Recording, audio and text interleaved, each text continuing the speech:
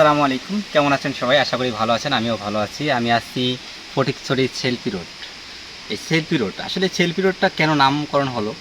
Selfie তোলেন দেখে selfie road তুলুন। চলুন এটার পিছে ঘুরে আসি। আসলে এই সড়কটার নাম ছিল কি আগে? এই সড়কটার নাম ছিল আগে নতুন নতুন রোড। তারপরে আস্তে আস্তে এটার নাম হলো সেলফি রোড। নতুন রোডও ছিল না, তার আগে ছিল শিকদার রোড। এটা শিকদার রোডের পর হলো নতুন রোড, নতুন রোডের পর হলো সেলফি রোড। সেলফি রোড হলো কেন?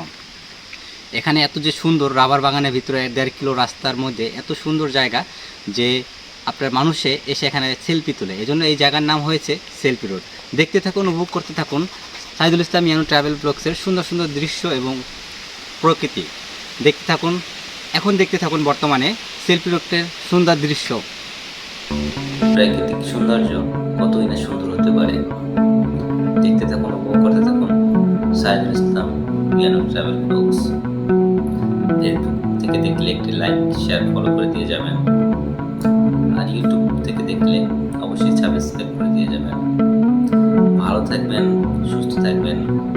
আবার দেখা হবে আরেকটি ভিডিওতে, আরেকটি সুন্দর একটি প্লেসে।